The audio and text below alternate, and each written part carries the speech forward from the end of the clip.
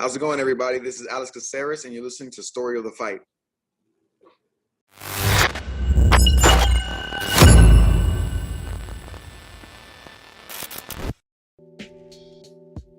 What is up, Will? What's up? What's up? Welcome, everybody, to the Story of the Fight. My name is Ramiro. That's my boy, Will. This is where we talk all things combat sports. Today, we will be covering UFC 314, the return of a champion, Will? Volkanovski is back. The debut of Pitbull, the Bellator legend. A little bit of everything. But hey, before we get going, I want to remind everybody, like, subscribe, hit the notification bell. We are trying to reach 20,000 subscribers. We're steadily climbing. We could do it with y'all's help. Tell your mamas, tell your papas, tell your aunties, your uncles, everybody. But if they don't like watching on YouTube, got other options. Yeah, if you just want to listen, we're on Apple Podcasts, Spotify, YouTube Podcasts, anywhere podcasts are found. And then hit us up on social media. It's just at Story of the Fight on everything. Instagram, Twitter, TikTok, Reddit, Twitch, everything. Shout out to Real Sports Betting. Shout out to Official Lewis. Shout out to Genevieve for already joining us. You know, Lewis, it's like midnight for him right now. Woo. We start like midnight time for him. So shout out to Lewis for joining, staying up late. He's a real one.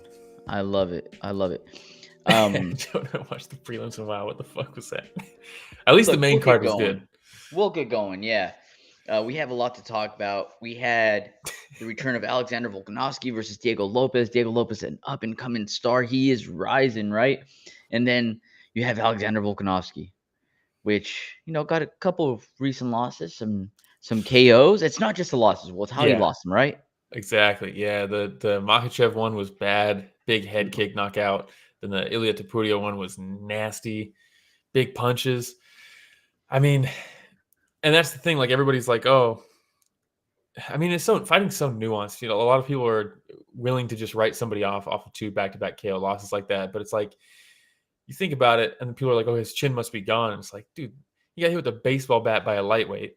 And then Ilia, we know, hits like a truck because he also finished Max Holloway. So, like, it's not – it's more nuanced than just, oh, his chin's gone. He's been in too many dogfights. Like, it's over. Yeah, but it's also the fact that he's 36. Will, you have shared the stats, right, of fighters that are 35 or older. What happens? I think he's the first. I think with this one, we'll just go ahead and say he won the fight, getting his belt back. But he's the first guy over 35 to win a title in this weight class. Or anything. So everything's stacked against him. Everything's stacked against him going into this, right? He's lost 3 out of his last 4 tier point, 2 of those against lightweight and Islam, then against Ilia Topuria. So it's not like he's losing to all these no-name guys, you know what I mean? But still, you're thinking about the fact that he's 36 years old. You're thinking about those knockouts. You're like, man, it was fun while it lasted is what you think about Volkanovski. Everybody loves Volk. Everybody's hoping for the best. Your boy here, though, with the disrespect, picked Diego Lopes. You said after the second or third Max Holloway fight, I'm done doubting Volkanovski. Here we are.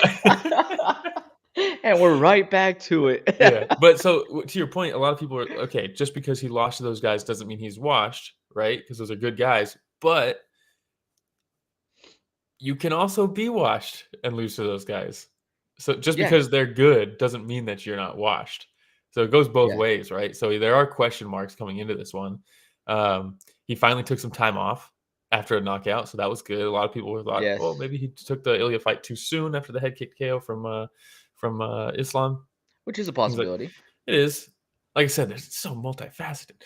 That being said, this was the fight for me, which would tell me if he is washed. Because, look, I really like Diego Lopes. Every time you can watch any recap we've done when there's a fight card that he's been on, and we rave reviews. We love the guy. He's awesome. Fun to watch. Very skilled. Very skilled. That being said, a little bit more rudimentary in his game, I would say, than something that I would say Volkanovski skill-wise is at. Like Ilia, Volkanovski, Max Holloway. I do think they are like an echelon above. Like, these guys are legitimately great. They're tacticians. They know the game front and back. They're very multifaceted. They make some takedown. Well, not so much. I guess Max was against Yair.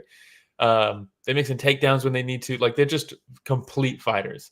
Yes. And I'm not saying Diego's not a complete fighter, but when you look at like what he does on the feet, it's very basic, and basics work, right? Clearly, he got to a title shot, but I was like, a non-washed Volkanovski should easily take this one. So this is the one where if he loses it, maybe there is some washiness going on. And Will, you said that we've been praising Diego Lopes. You've been praising him since he fought Evloev when he came in short Yeah. notice, debut in the UFC, gave Evloev everything he could handle. Since then, it's Kevin Tucker, Pat Sabatini, Sadiq Youssef, Dan Ige, Brian Ortega. So he's on the tear, dude. Dude, an absolute tear. I mean, he got a title shot before Evloev. The guy he beat, or the guy he lost to in his debut, who also hasn't lost since. And here he is fighting for the belt. That's how much of a tear he's been on. Shout out to Tony. Thanks for joining. Love Tony. Tony's the best. Hey, Tony. What's up, Texas dude? with the boys. Thank you, Tony. But the fight itself, it kind of plays out how I thought it was going to, where it's a lot of different looks from Volkanovski. He's working the jab. He's working the inside leg kick that he loves. He's kicking to the body. He's when they were entering, dude, because Diego loves to go toe-to-toe, plant his feet, and fire off like a 2-3 punch combination on guys. Which is why he kept on calling for that's what he wants. Volk to come in. He wants that firefight.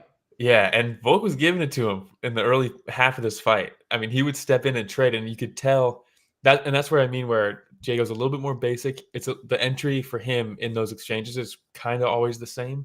Yeah. You know, you kind of know what he's going to enter with, so you can, if you watch the tape, you can counter it and step in with something better or different that beats him to the punch. And early on, that was happening. I think Volkanovski was getting the better of those exchanges in the pocket. In the pocket, he would clinch. Great strikes in the clinch as well. He landed some solid lefts on Diego Lopes while in the clinch. Dude, and I was like, ooh. Diego's tough as nails, though, huh? Volk was hitting him hard. And he knows this, too. And I think that's why he's like, you know what? I don't mind a firefight because I could take a lot of these shots. But that'll only work for so long and against certain fighters. True. And it almost worked in this one because he did drop him in the second round. In the second round. Yeah. Oh, dude, as he's exiting. And so, like, you know, he comes in with that right, and it, like, kind of, like, bounces off the shoulder a little bit, hits him right on the temple, but you could see it in Volk's eyes. The second he gets hit, he was like, what was that? Like, his eyes get really wide as he, like, tips over like a tree. Oh, dude. Diego hits hard, dude. You could tell he hits hard as fuck. I really liked this, the uppercut from Diego. The whole fight, you could see him like threatening to counter it, but then not pulling the trigger because Volkanovski would dip so heavy to his left side to throw the overhand right. Basically, this exact picture here. This is why it's a perfect read. And he wasn't throwing it. He wasn't like actually uncorking it for a while, but when he started to, he was cracking them. And there was one time where they both hit each other at the same time. I think Volk hit him with a left hook as Diego uppercutted him, and they both like stumbled. This was a sick fight. So cool, dude. This was a sick fight. It was a really fun fight, man. Dude, Diego Lopes the entire time trying to come forward too, man. Pressure. Like, non-stop. Hey, shout out Austin. Good. Thanks for joining us. The pressure was crazy, and the pressure had me a little worried, not gonna lie. And like I said, I love Diego. I'm a huge fan of Diego, but I'm never gonna root against Volkanovski. So this was a tough one for me. As the fight continued, you know, the evasive guy will start to slow down. The guy pressuring, looking to land bombs in a 5-round fight will get more and more opportunities as the fight goes on, right? And like in the 4th round, he hurt him again. Diego hurt Volk, but then I actually think I think I looked at the scorecards. I had this 4-1 Volkanovski. I thought even though he got dropped in the second round, I still thought he won that round. Sal D'Amato gave Lopes the second round, which I think is fair. The knockdown is it's fair, but not the 4th round. And people are clowning on him. And I am here to defend Sal D'Amato. I think that's a perfectly fine scorecard. I think rounds 2 and 4 you could give to Diego. What podcast am I on right now? Are you? Did you just say you're defending a judge? And look, he did have Volkanovski hurt, but if you watch that without commentary, he hurts him, right? But everything after that, where Diego's trying to like put him away and like he's coming at him, dude, Volkanovski was teeing off on him off the back foot. So I think rounds 2 and 4 you can give to Diego. I think both of them are arguable for Volk as well, though. Despite the knockdowns, he really did work extremely well. Would you say Diego had some of the bigger moments and maybe some of the harder shots? Because for me, and I'm not saying that Volkanovski wasn't landing some hard shots on Diego, but it just seemed like some of the more impactful, like wow moments were definitely from Diego Lopes throughout the entire fight. I think so. I mean, and that happens in Volkanovski fights sometimes. I mean, I'm not saying he doesn't hit hard. He definitely hits hard, but Yes. you could tell Diego's a bigger puncher. Yes. I did want to see. I kind of wish we saw a little bit more clinch work from Diego, and maybe it was just the footwork from Volkanovski that negated that, because I think that's one thing that Volkanovski, at least, well, it's hard to say. He struggled with it in the second Islam fight, not so much in the first Islam fight, but the second one was this double collar tie. But that's also because Islam's a giant. Yeah. But then Diego's much bigger than him too, and Diego really has success in those single collar ties where he can just spam uppercuts and things like that. He works well in the clinch as well. So I wanted to see a little bit more of that from him, but it could just be the footwork from Volk. It's hard to be the footwork guy for 5 rounds because you will get a little complacent every once in a while. You'll get lazy with it every once in a while, and it's up to the other guy to capitalize on those moments. And I largely think Diego did. Yeah. Both times he hurt him was from kind of lazy or a lapse in awareness from Volkanovski. So, but he just couldn't put him away. And that goes to show how hard Ilya hits, and that a head kick from a lightweight is different. Yeah, yeah, absolutely. But man, what an amazing fight. Congratulations to Volkanovski, man. Doing what did you think about the shorts? Oh, I liked them. I think they're very good. Yeah. Like I thought it was very cool. Super, super cool. Yeah. But yeah, so what is that?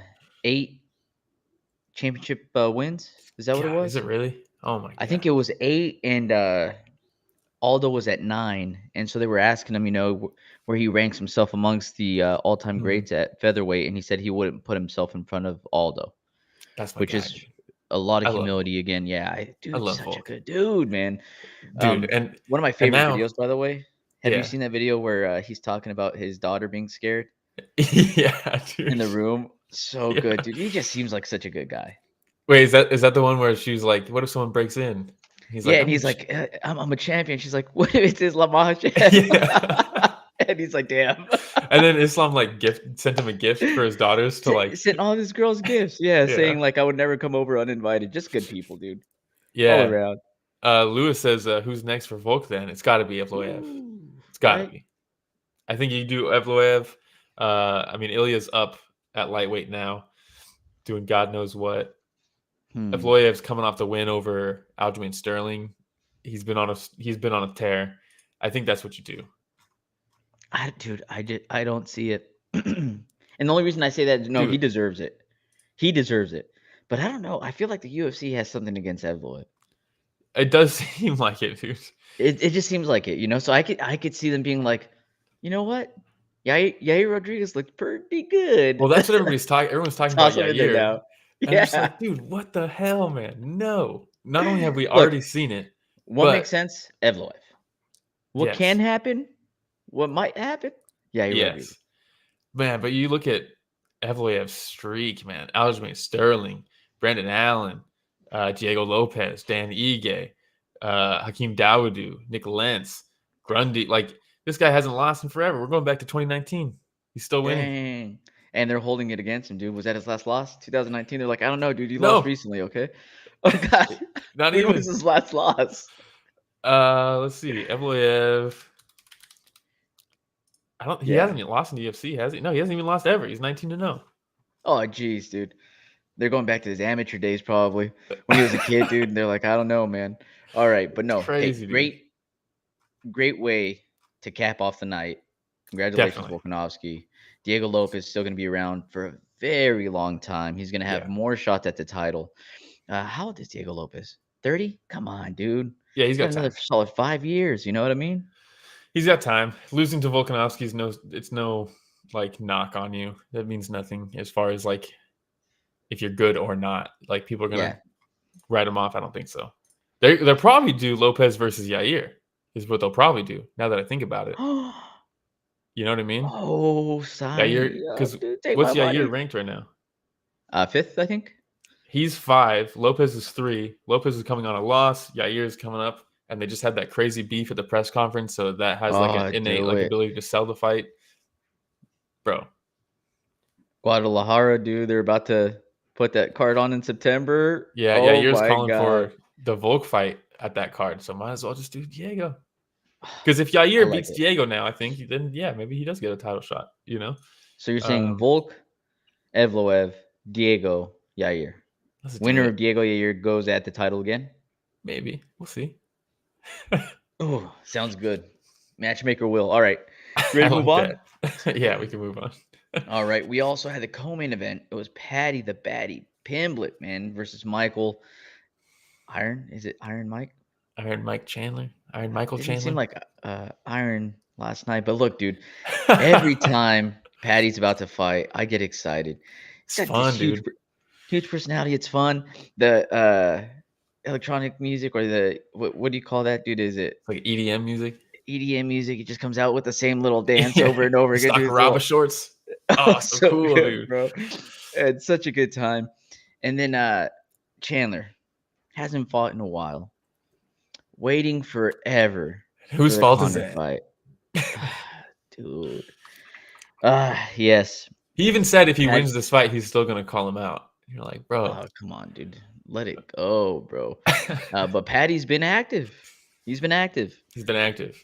Getting better. Yeah, his striking looked a lot better last night. It did. Less wild, and he didn't leave himself as open as in the past. Yes, still somewhat open, but not because it was a big that keyword as, right? Like as is doing a lot of heavy lifting. But you're right, it was definitely more composed, and clearly his team understood the assignment with Michael Chandler. I thought their game plan on the feet was very good. The leg kicks were heavy and often. He got cracked with the counter on one of them because if you're fighting Chandler, he's so explosive that like most of his game is built off of being explosive. So you need to chop away at the legs. And there is some give and take. There's a risk reward there because, I mean, look, a straight right hand here is going to land on Paddy. Yeah. And it did later on in the fight. Chandler cracked him hard with one in the first round, I think. Big reactions from Chandler, though, right? After a few of those leg kicks. Big reactions. Because he's so explosive. Not only did the leg kicks take away the explosivity, part of that is because he's so loaded on his legs and he's so heavy on those legs so that he can explode. And if you're heavy on your legs, the leg kicks do more damage. So it's like twofold.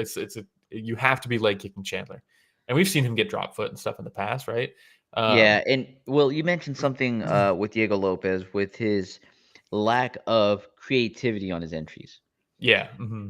On this one, I almost saw the same thing, especially in that first round, right? Michael Chandler kind of just ducks and tries to blitz in while no, he didn't even like bob and weave, dude. He just like ducks and just blitz in, and Paddy's like, okay, boom, solid right down the middle, and cracks Chandler and like stops him in his tracks. And I was like, dude, you can't just continue going straight, at Paddy like that. But that's what Chandler does, baby. That's his bread and butter. And look, look, we both picked Chandler going into this one. I thought the disrespect. Well, I thought to explain myself. I thought, look, yes, it's going to be a tough game for Chandler to close the distance on a longer Paddy, especially if he fights like this. Paddy looked massive. Paddy looked massive, and he does strike with straight punches a lot. His big issue is it seems like he's looking over his shoulders to see if his punches are landing. It's kind of like, and that leaves his chin up, and that's a common thing. A lot of people do that.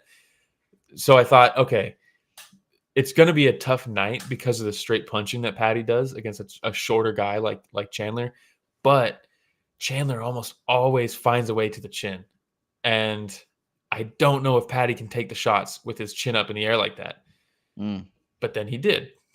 And that's when I realized, he can take the shots. So this is going to be a long night. And it was. And the difference too is Chandler's good at mixing in his wrestling, and that opens up some of his striking, right? Because if you're jumping at people for striking, that lead up can look like a takedown entry. But Paddy's counter grappling, and he's so crafty with the grappling, and that's what his bread and butter has always been, right? Was his like flying triangles and shit like that. But like you see with the back body lock, Chandler tries to elevate him to slam him, and immediately that right leg hooks the back leg of around the calf of Chandler, and that stops him from lifting. Things like that, most people get slammed there. But Paddy's so crafty with his jiu-jitsu, and we've seen a lot, I think, over the course of MMA developing, we've seen a lot of like wrestlers neutralizing jiu-jitsu. You know what I mean? Like that's kind of become the through line, is that a good top game guy can neutralize someone working off their back these days. Yeah.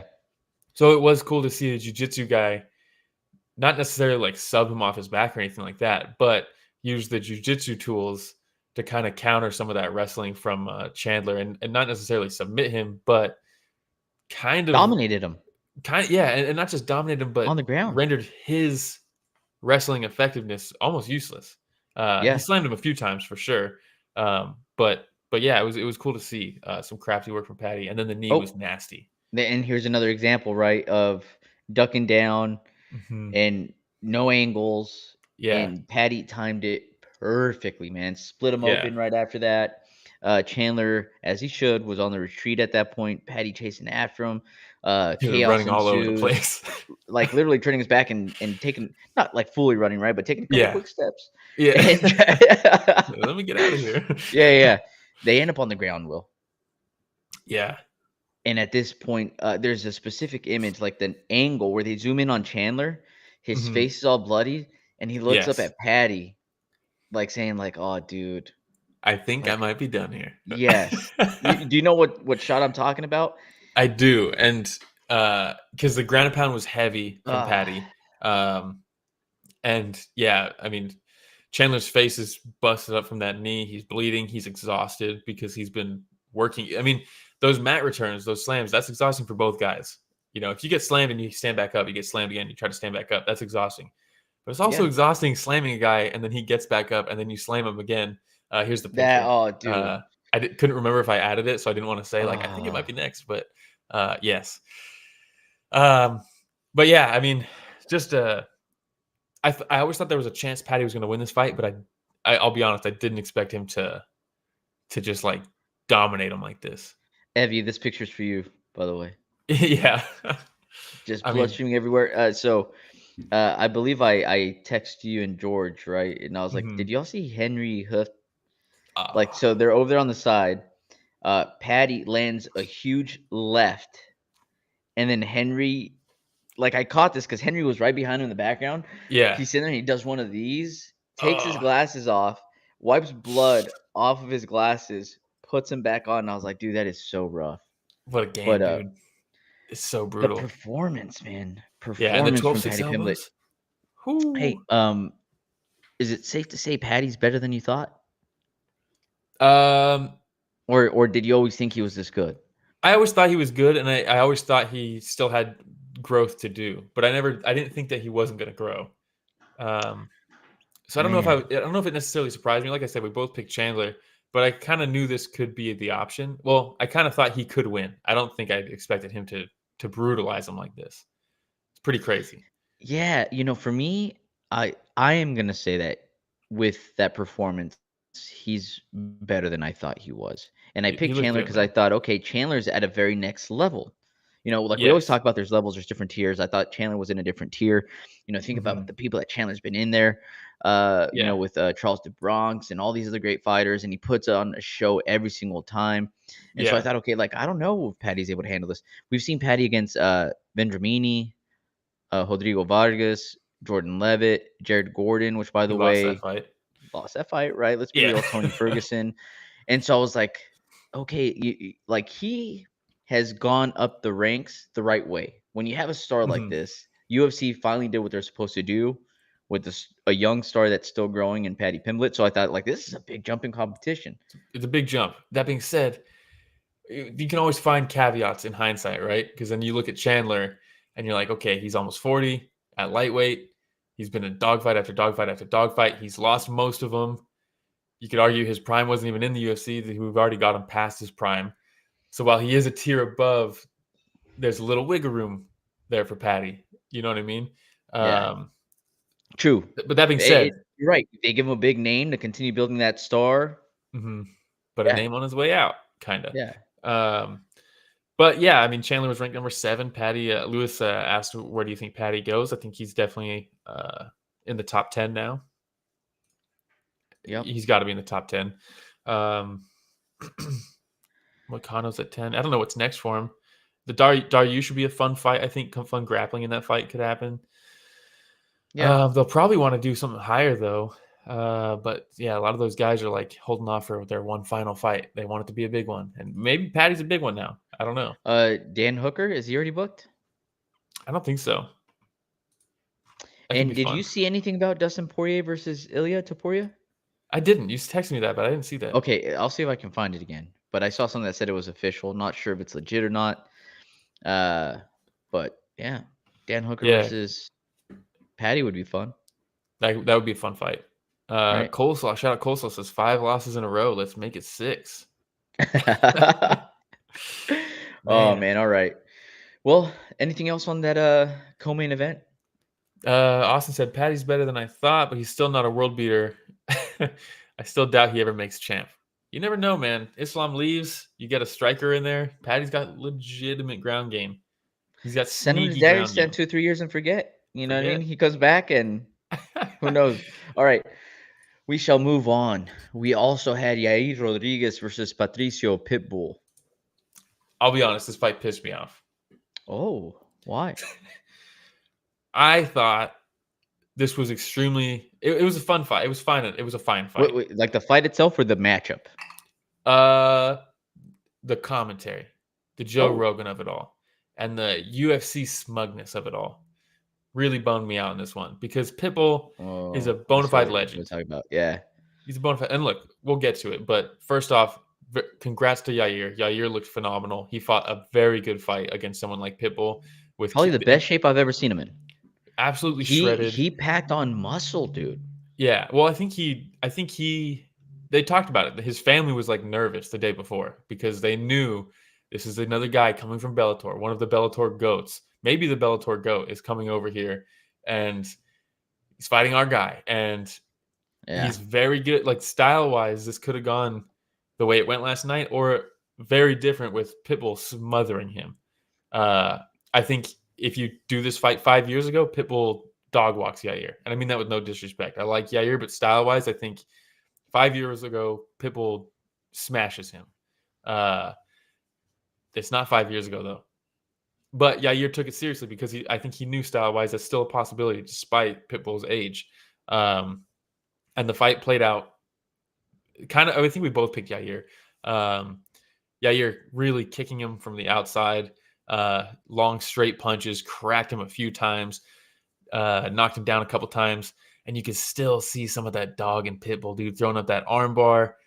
He cracked Yair a couple times on the feet, took him down. That being said, he's about to be 38 years old. He's coming off a neck surgery. He hasn't fought in a year. He's been dropping a couple fights over in Reyes and Chihiro beat him. Sergio Pettis beat him. I think knocked him out. So look, we're not getting, I know everybody was excited to see Pitbull in the UFC, but this isn't. We're not getting prime Pitbull. We're not getting Pitbull. And I think what bothered me the most was in the third round, Yair was clearly running away with this fight at that point. Not a lot of output from Pitbull, things like that. But for Rogan to be like, this is what happened. Like people don't realize there's when you get to the UFC, there's levels. Basically insinuating, the Bellator ain't got shit on the UFC. Bro, he's 37 years old, about to be 38. It's been a year since he fought. He's been iced from Don Davis. He got neck surgery. It's not Pitbull. You know what I mean? So to act like this is a UFC is so much better than Bellator type thing. And look, I'll be honest, I'm not the biggest Bellator proponent. There's plenty of things they did wrong, and a lot of their top tier competition, in my opinion, wasn't really top tier. Hey, be careful, bro. But be careful. Your buddy Scott Coker might be listening. No, that's just a fact. And I'll say all that, but I'll also say some of them definitely were.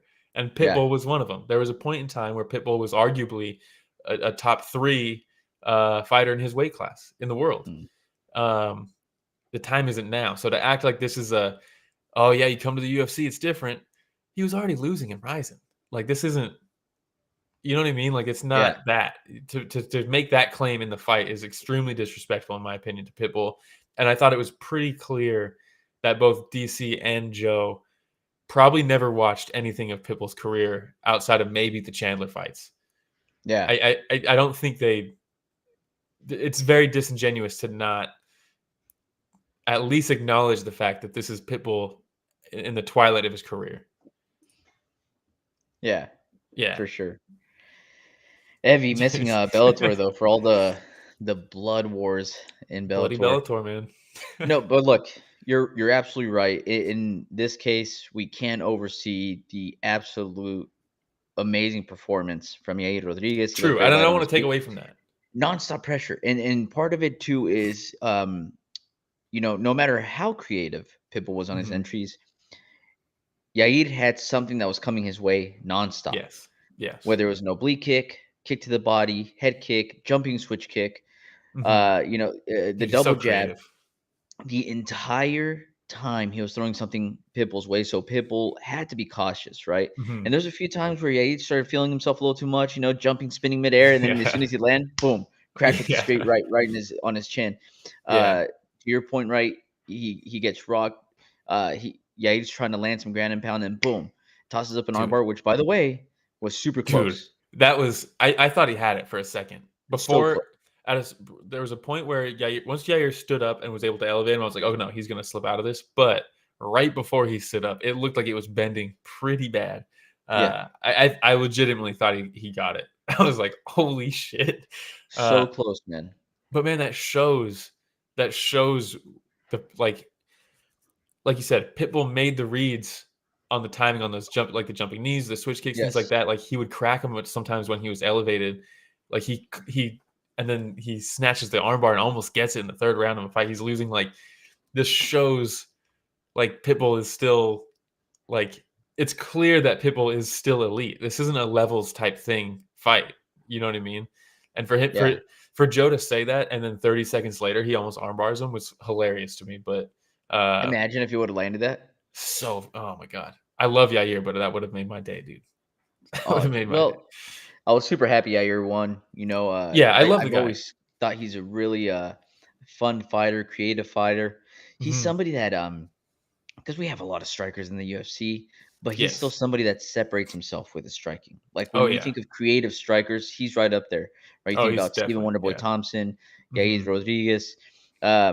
So happy to see him continue to move on. Plus, dude, he's repping Mexico. You know what I mean? Like, no, I mean, I love the guy. Champion again, dude. I love the guy, and I've never seen. I don't think anybody matchup wise in the top 5. Like, it's a fun fight, so like keeping him in the top 5 is good. I'd like to see him in the top 5.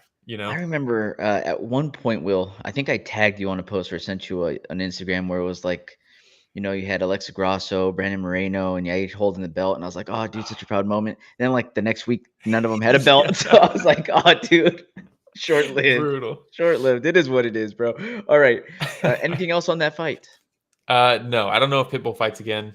I don't know if I hope he does or not, but I do want to see Yair versus Lopes. I think that's a sick-ass fight. That would be good, man. Hey, before that, we had a fight where I was like, is there any way both of these guys can lose? Is there a possibility they both knock each other out? But we had Gene Silva versus Bryce Mitchell. I cannot believe that you're such a Gene Silva hater. He's just so annoying, dude. Like, enough with the barking. Oh my God. You can't take the dog out of a dog, dude. And then who he is. I put a lot of dogs down in my day. Dude, that line was cold though. That line was really, really good. After the barking and everything, I was like, dude, that was a good line. But it's like, okay, hey, Bryce, you endorsed Hitler and said he's a great guy. You'd love to go fishing with him. And it was good. It was good that he got all the Jews out of Europe. Maybe get some fans. And he's like, what? Okay, I'll get some fans. I've killed a lot of dogs, guys. What? That's not how you get fans. What is he doing? But unfortunately, they fought in Florida, where he still has plenty of fans. Dude. So Jesus Christ! Look, Silva's an absolute killer, dude. He's so good, dude. I don't know how he makes 145. I know he's not the biggest guy in the world, but he is so stocky, man. He just knocked out Drew Dober, up a weight class. It's nuts. This guy's a savage, bro. I don't understand how you don't see that the barking. He's not doing that, bro. That just comes out of him, I think. That's who he is, dude. Hey, what do dogs do, dude? Dogs bark. They can't help it. That is hilarious. But look, dude, big reactions from Bryce in the very beginning with feints. Dude, he And that's was when I was like, oh, terrified. this is not a good Dude, sign. just a week ago, he's talking about how he's having dreams of Jean Silva and that he thinks he's an actual demon. Like, look at this guy. He kind of is, dude. He's a fucking savage. That's just who he is. So I think Bryce was legitimately, and we all know Bryce is like actually an idiot and like clearly working with like Yeah, I don't half think a he's all brain. there. I don't think he's He's all there. half a brain might be like that might be optimistic. This guy's an idiot, like bona fide dumb as hell. I think he actually believes Jean Silva might be a demon. I think he might actually be scared of him, which is fair. He's Hey, dude, terrifying. look.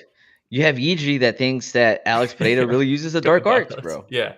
But he's talking about all this stuff. He's like, but it's fine. The Lord's on my side. And then you look across and the guy's got fucking Lord tattooed across his chest and it's his nickname. And you're like, dude, I don't think so, man.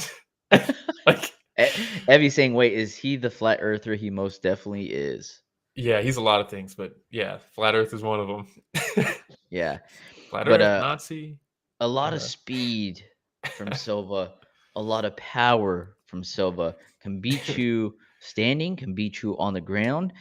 Bryce, with a lot of these single legs that he was going for, leaving his neck out in the open. And that first time that he tries to sink in that guillotine, I thought he had it. It was super tight. The guillotine was super tight. I guess credit to Bryce Mitchell because that's an easy way out. Austin says this is one I was hyped for. Nazis get naps. Hey, Business is booming, huh? So look, yeah, business is booming, huh? business is booming. But yeah, Bryce Jean Silva went out with a mission. As soon as that video dropped, he's calling him out, begging for this fight. And the fight fucking delivered, dude. I thought, man, if with the MMA gods the way they are, like most likely Bryce Mitchell's gonna sub this dude just to piss me off specifically. We got exactly what I wanted, dude. Just Jean Silva the brakes off this guy. He knocks him down and immediately doesn't even entertain it. Immediately, it's like, come back up. Like, and Bryce is like, I guess, and just gets cracked again, shoots for a lazy single. The guillotine's on him. Like, and then as soon as he ditches the guillotine, I was like, oh no, because Bryce is credit where credit's due. Bryce is very good on the ground. His jiu-jitsu is very good. We've seen it. His submission game is top notch. As soon as Jean Silva ditches the guillotine, he stands right back up. And I was like, oh, okay. The one area that I thought Bryce might give him problems, it's not even a threat. No. From there on, you could tell this was like when you get matched up on like the UFC 5 video game online with somebody who like clearly it's like their first game online, and you're like, well, let me try to get him with the spinning back fist or something. Like you're just like, I have no respect for what's coming back my way. I'm going to try to do something cool here, and that's basically what Jean Silva was doing. The entire fight. We saw that a couple times yesterday. We'll cover one of those fights a little bit later. But yeah. So in this case, we have Bryce Mitchell. He pins Silva up against a cage. Mm-hmm. A lot of fighters will use the top of their head, right, for head positioning to try to keep that fighter there. Mm-hmm. He puts his head a little bit lower on Silva's chest. Yeah. Silva takes the opportunity to sink in. What is that? The choke. Darts choke? Ninja choke. I fucking love ninja chokes, man. And holy smokes, dude. Bryce tried to hold on for dear life. He had just enough in him to tap. Yeah. But by the time Silva let go, Bryce was out. Yeah. Look, I'm not a huge proponent of holding chokes a little bit longer. In this case, I think it's probably fine. I think everybody liked that. But the reality is you don't release a submission off the tap. You never do that. You release it off the ref getting involved. And I think that's kind of what happened. But man, the way he dove on that ninja choke and then Gator rolled him was fucking sick, dude. Regardless of what you feel about Bryce Mitchell, that's a sick ass submission. It's not just because he did it to Bryce that it was cool. Like ninja chokes are awesome. And yeah, he chokes him out, and then just fucking stands over him, screams at him, probably barks at him. He was barking. Because what do dogs do? He was barking. Oh my dogs God. Barking. They can't help it. But very cool. Right. Very cool for Jean Silva. This guy, I think, with the fighting nerds, dude, they're fucking what a cool story of the past year or so. I think the fighting nerds is a very cool part of MMA right now. These guys are, there's the ninja choke. These guys are fucking cool, dude. Bajalio's sick. Prates is awesome. Jean Silva is fucking knocking out lightweights like Drew Dober. And then, how long ago was that? That was only like a few weeks ago, right? Yeah, let me pull it up real here. I mean, See the exactly guys, when it was. they're just on fire, dude. They're so good. It says Drew Dober was July. Is that right? There's no way.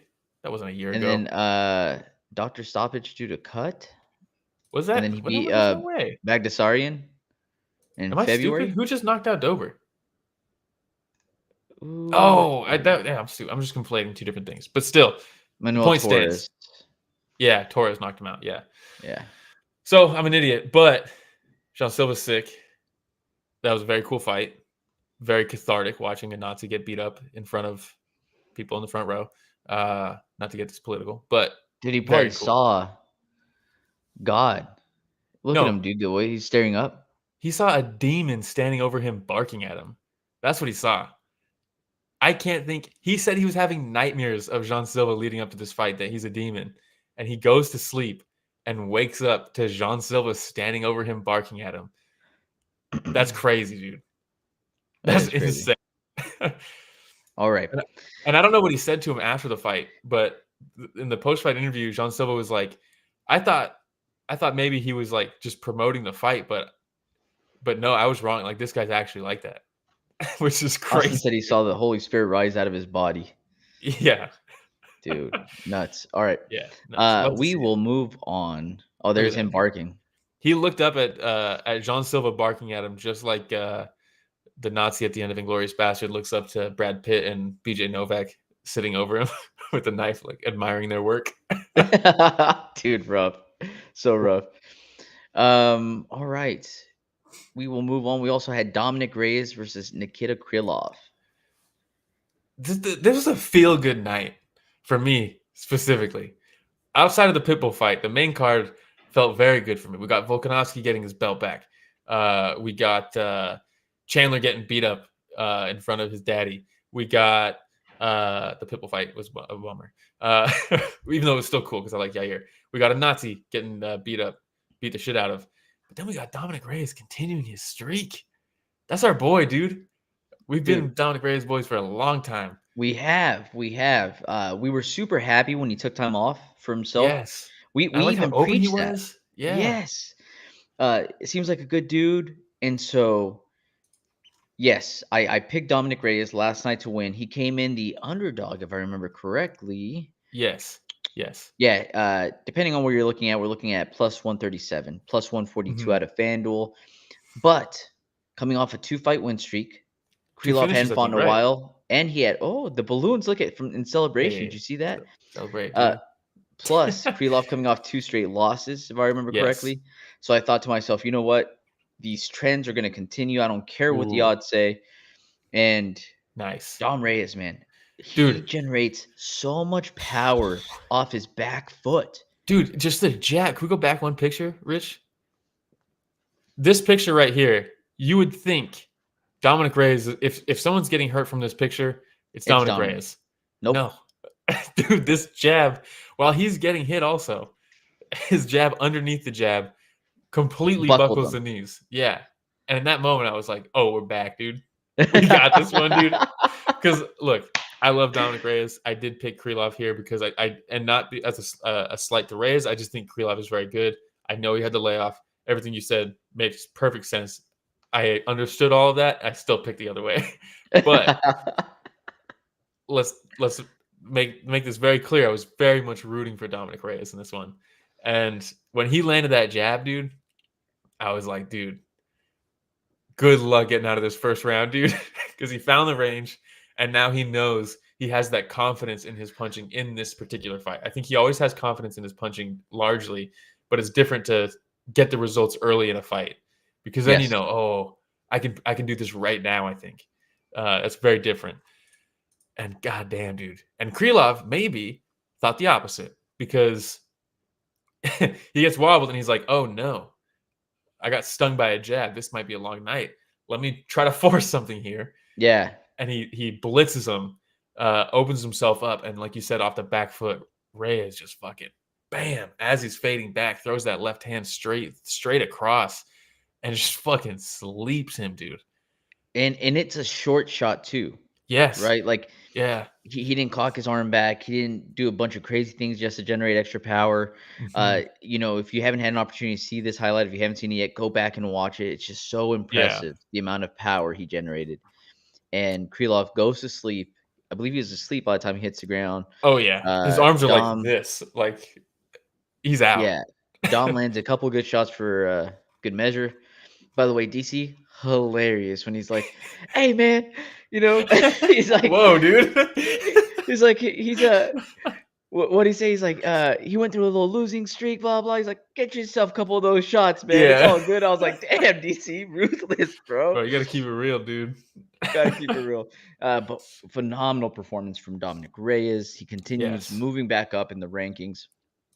Dude, 3 finishes in a row against a beats guy like a Kobe? lot of people thought Krylov might be getting his way to a title shot here soon if he just was more active. Not anymore. Not anymore, Not dude. anymore. So God. Dom Reyes was ranked 11th. Krylov was ranked 8th. So they'll probably swap places there, maybe. You have Probably, Tulio yeah. Roundtree, Alexander Rakic, Jan Blachowicz, Jamal Hill, Carlos Olberg. Dude, this division is starting to look pretty damn good again. A lot of people are calling for the Olberg fight, which is a fun fight. That's a fun fight. Sansan, hey, shout out Sansan. Says, What's up, Santan? It says no performance bonus for Reyes robbery. Yeah, that's bullshit. Yeah. That's bullshit. Shout out Yeah. Sansan. Because that definitely deserves just a fadeaway left straight. Oh, off the blitz, dude. Like you said, it's a short shot, but we know Reyes has power. And when you're running into a punch like that, it's like the car crash. It's like it's physics, right? Science. The cool thing about this too, though, again, we talked about his 3-fight win streak, right? Mhm. He beats Jacoby, and you're like, cool, like we needed this as Dom Reyes Yes. fans. Like he needed this. Mhm. Then he beats Anthony Smith, and you're like, okay, Anthony Smith's kind of like on the way out, but we continue Yeah. seeing Dom Reyes getting back on the W column, right? Mhm. But the way he knocked out Krylov, this Oh, is dude, where I'm like, this is- we're back. Yeah. Like, Yeah. this is it, dude. It's off to the races again. We have another run to the title right now. Yes, dude. So Confidence does such a big thing in fighting. It's so huge. yeah, think about the confidence he was riding when he beat John Jones. Yeah, and then think about the drop off when he loses to Jan Blachowicz and then to Yidri, like, and then Span. Like the confidence drop off that high must be so hard to get back. But this is how you do it. Yeah, I think it's back, very dude. cool to see. I think it's back. So congratulations, Dom Reyes. Yes. Congratulations to his entire team, right? I know that a lot of folks are really excited to see him ascending yet again. So Just love to see the good guys succeed, and I think Dominick Reyes is a good guy. yeah, 100%. Anything else on that fight before we move on? No, we can move on. We're 48 minutes into this. We got a few fights to go over still. All right, we had 50K Ige versus Sean Woodson. Yeah, I mean, this fight went pretty much how I thought it would be. Heavy pressure from Ige, lots of shoulder rolls and elusive footwork from Sean Woodson. Sean Woodson knows how to fight with his reach, but I think Dan Ige knows how to get in close to people. He's been in so many high-level fights. So it's a fun, interesting matchup. But you could see, I think the biggest difference maker was just the power that Ige was landing with in this one. Because Sean Woodson was landing a lot on him. But it was almost like, I don't want to say he was point fighting. I think it was just the nature of how he needs to fight. Yeah, the nature of how he needs to fight Dan Ige is off the back foot, circling, things like that. And it's hard to generate power when that needs to be your primary focus when you're fighting Dan Ige. Because the dude, if you're not if you're not like Josh Emmett or someone who's going to step forward and say, I'm going to outpower you, you kind of do have to land those pitter-patter shots. But Dan Ige, he's like a oncoming storm. The Diaz brothers are known for the high volume and the peppering, but their 1-2 when it landed flush still had the ability to put fighters down and put fighters out, right? Well, because they are usually moving forward as well. Yes. And exactly. With Woodson, you see the same thing, but he can't generate the same amount of power as a Dom Reyes moving back. No, dude. So a lot of that peppering, to your point, score fighting, maybe against, like, we've seen fighters that don't have as much power as Ige, and it goes Yes. the full 3 rounds. You have no Mhm. choice but to give it to Woodson, probably, right? Well, yeah, exactly. And in this one, I think you can make the case that Sean Woodson was winning some of these rounds. I think all 3 judges had Ige winning the first 2 rounds in this one. But then the biggest talking point probably in this fight is the stoppage, because Dan Ige cracked Sean Woodson. Sean Woodson's very good at fighting while hurt. I think he understands just like the position. He has very good positional awareness, and he's able to, like we said, roll with shots, turn with shots, and take the sting off of them. Even when he gets hurt, you could tell he's still able to do that, because that's like what his foundation is. So even when he's rocked, he's still very good at slipping and just moving with shots. But Ige stays on him. He shoots kind of like a single leg. He's reaching for the far leg. And then he puts his left hand down on the mat to start pushing himself and stand up. And they call it as he's standing up. And it's pretty bad. Yeah. It's pretty bad. Yeah. I mean, look, dude, they have a hard job in there, and I very get hard, it. yeah. The part that does suck, though, is there's show money and win money. Wouldn't be such a big deal if it was just the same Yes. paycheck no matter what. And But it's not in this like case, it impacts 75, half their pay. 25. It's literally Half their half pay. their check. Yeah. So it sucks for Woodson. Either way, to your point, probably still would have lost the fight, but we don't know now. You never know. Crazy things happen in fights. Comebacks happen all the time. I don't think he was going to get it done necessarily, but you can't count him out. He can still hurt guys. We've seen him hurt guys. And I understand the ref probably saw when he puts his hand down. He probably thought that's him. He's about to go down, It wasn't. It was him pushing himself off the mat. Yeah. So it sucks. It sucks. And it kind of it sucks because it kind of like it's like a sour thing on Ige's finish, a little bit. But Ige's a dog. Everybody loves him. Everybody knows he shows up big time when needed. Oh yeah. Digging cool the mustache, Ige, for sure, for sure. Great performance from Ige. Big All Ige right. fans here. This picture is brutal though. He's like, hey, whoa. Yeah, it's tough. And then did you see though the ref where he like shakes it and he just like does the symbol like hammer fist too many times. Sorry. Yeah. You should have seen them hammer fist, dog. Hey, shout out Ghost. Thanks for joining us. It actually wasn't the hammer fist that you need to be worried about. It was actually you should have seen Dude, terrible. All right. Shout out Ghost. We still have a few fights to cover. We had Virna Jandiroba versus Xiaonan. Yeah, I mean, we can breeze through some of these ones. Just textbook Jandiroba grappling in this one. Cool submission attacks. She's active with her jiu-jitsu, and I like that.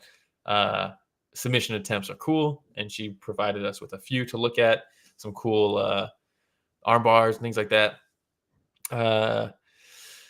Pretty bad fence grab from Xiaonan. I think this is pretty telling. Xiaonan hasn't quite leveled up her game as far as her footwork goes for counter wrestling, because that's kind of been a struggle for her is counter wrestling, and she has not tied that up. Yo, yeah. All right. Both these girls looked awful. Did you see how bad those single leg entries? That's what I mean. If Xiaonan was leveling up that part of her game, this should not have gone the way it did. Instead, she resorted to this. One of the worst fence grabs I've seen in a while. But yeah. Speaking of single leg entries, we also had Chase Hooper versus Jim Miller. This was a fun fight. Dude, I was actually very impressed with that single leg entry. The first one that Hooper had against Miller. And I was like, oh, this is different. We continue seeing the evolution of Chase Hooper, man. Yes. We're seeing this guy grow up in front of our very eyes. Yes. And and one of the things that jiu-jitsu guys, I mean, he's primarily a jiu-jitsu guy, he's starting to put the hands together a little bit, spinning back fists, things like that. Looked all right. Didn't look as loose as some of the other jiu-jitsu guys throw him. But, like you said, the takedown entries look better, and that's something that usually jiu-jitsu guys struggle with. Jim Miller, they slugged it out a little bit on the feet, but I mean, the grappling is just fucking so fun. Both these guys. I like this matchup because I knew we were going to get some cool grappling. That first round, Jim Miller was landing some nasty ground and pound. Yeah. Chase Hooper still has that kind of deer in headlights look off his back when people are landing ground and pound on him a little bit. And there's a couple that snapped his head back and he's kind of looking off into the lights, and you're like, oh, those are heavy shots from Jim Miller. But then as the fight went on, Chase Hooper, his transition work is very cool, dude. Really cool. For sure. Dude, the truck position was fucking sick. We don't see that in MMA often. Yeah, there it is. Just attacking legs, going for calf slicers. He went for kind of like a heel hook, a little bit. So much going on here. Whose legs are whose? Yeah, you can set up a twister. You can do so much from there. It's like a classic. It looked like he was going to set up that twister too. It was super close. Yeah, he went for it. He definitely went for it. Jim Miller knew how to defend. He was in the position, but he knew how to defend it from getting bad. So very cool. And he went for this a couple times. Just cool, like leg ride stuff into truck position to attacking potentially calf slicer. Like just very cool grappling. And I like that. That's fun to see in MMA. For sure. For sure. Before that, we had Julian Erosa versus Darren Elkins. We're big Erosa fans, but we're big Elkins fans too. Shout out to his mom. I think his mom follows us, right? His mom does follow us. So shout out to Julian Erosa's mom. Miss Erosa. Miss Erosa. Dude, Erosa's dangerous. He's long. He knows how to fight long. Elkins is there for it. So it's a recipe for disaster if you're Elkins. Also some cool counter grappling from Erosa because Elkins wants to take you down. So he jumps on a guillotine, doesn't get it. And you're like, oh, well, now you're on your back against Elkins. That's a bad spot to be in. Elkins stacks him, and he just fucking lights him up with up kicks, dude. They were brutal. Super brutal. The one that landed like right across the bridge of his nose. I think it might have been that one, actually. Yeah. Yeah. And he just never recovered. Yeah. Then Erosa gets up. He shoots again. This time he takes him. He looks like he's going guillotine, but here he goes with the butterfly sweep with the shin inside. Rolls him over. Lights him up, and then talk about single legs. Elkins shoots, tries to get on a single off the sprawl, and then at that point he's just so battered because it's classic Darren Elkins. And Erosa just this was like kind of like the Ige Woodson position, except this time it actually was damaging. Beltran after the fight was like, Elkins. Yeah. Dude, it was rough. Yeah. But props to Julian Erosa back on the win column. 31st win. Holy smokes. He's been doing it for a while, huh? Been doing it for a long time, dude. I like Erosa, dude. He's a fun fighter. We also had, let me see, which is the next one we're going to cover? This is the last one we're going to cover. We're skipping Sumadarji. Yeah, we had Marco Tulio versus Tresean Gore. Banger. Fucking banger, dude. Earlier, I had mentioned there was another fight that we're going to be discussing where it looked like one guy was just trying cool shit in there. Marco Tulio, man. Holy smokes. Dude. Well, because the first round, it's just heavy pressure from Tresean Gore.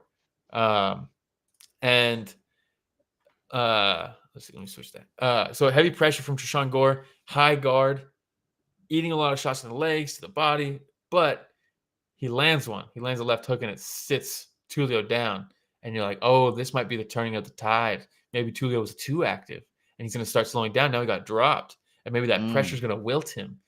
And then Tulio was like, nah, I'm fine. I'm just going to keep doing what I'm doing. And just lighting him up top to bottom. Teeing off on him, man. Yeah. And props to Tresean Gore because he's a dog in there and he's walking forward. Ooh. The back angle of this exact shot here where he lands that head kick, you could see the blood splatter and it go like his head whips back so fast that the blood lands on the back of his shoulder. Oh God. Dude, it was a gnarly shot. Dude, just the leg kicks, the body punches, the head shot. Like Tulio was just working everything. And one of the things he was doing was he'd just throw that front kick and Tresean Gore would be like, I'm going to parry. I'm going to parry that front kick. I'm going to swipe it away. Wax on, wax off. And all that does is set up the feint for that. So then he drops his hand and he leaves that left hook open. There's the left hook. He's blocking it. But it's just when you work top to bottom like that, you're stuck guessing. What am I supposed to defend? Yeah. And the feints work. And the Tulio, I wish he kind of was feinting a little bit more, but I guess he didn't really need to because he was just. So yeah, here's the finish. He's just the jumping, like a jumping kick. He jumps up with his right leg and then uses that pendulum to throw the jumping left kick. He misses, but by jumping at him with this, he plants that left foot and just uses it to throw that right straight and just knocks him off his feet. And at that point, Goddard's like, all right, dude, you've been lit up too much. Great stoppage, by the way, by Goddard. I think so too. Yeah, very good stoppage. But this was a dog fight. Look, you have Gore that's trying to take dude, yeah, and you're done, man, when you're trying to take the ref down and the ref's got that base on you and you can't take him down. You know what I mean? Hey, dude, Goddard's legit, dude. He used to fight back in the day. He's a big guy. Is he a wrestler though? No. Good job, Goddard, man. I love the cameraman. He's like, second fight? Yeah. Like he's pointing straight down. Oh no! All right, that was it. Those are all the fights we're going to be covering. Fun night of fights. Was every single fight a banger? No, but still, there's a lot going on the card that made it very fun and interesting the entire way through. It's nice when the UFC puts effort into a card because it makes this show better because there's stuff. It's nice when we're 45 minutes into it and we've talked about like 5 fights because they're worth talking about, Yeah. It makes the show a lot more fun to do. Moment of silence, Will. What fights did we lose? Yes, we lost some fights on this one. Gilbert Burns versus Morales is a very fun fight. They got rebooked to be a main event, I think, at the Apex, so God bless them. Pantoja versus Kaikar France was rumored. It didn't happen. Sarukyan versus Chandler. I don't remember that being the case. I don't remember that fight being, but we lost it. That would have been fun. Roberto Romero versus Montez, and then Jeff Neal versus Pratis would have been fucking awesome on this card. That would have been awesome. For God, sure. that would have been good. And then monies. Who got monies? Yes, bonuses. Sean Silva got one for doing the Lord's work. We got Paddy Pimblett for beating the brakes off of Michael Chandler. And then fight of the night, Volkanovski versus Lopes. Both of them get 50K. It's good. I do think Reyes should have got next one. week. I think so too. That was an awesome knockout, dude. Yes. What do we got next week? What is next week? April something? April 19th? Something. He said that's a good guess. PFL tournament is actually pretty decent. That's on Friday. Cage Wars, KSW. Is there no? We UFC have a this weekend off. Looks like we're doing a PFL show, boys. Oh Lord. I'm just mentioning PFL as a joke. No, but it's actually good. Fabian Edwards versus Impa Kasangane is on there. Sadabusi is on there. Rabadonov's on there. Mads Burnell versus JJ. It's decent. Clay Collard's on there.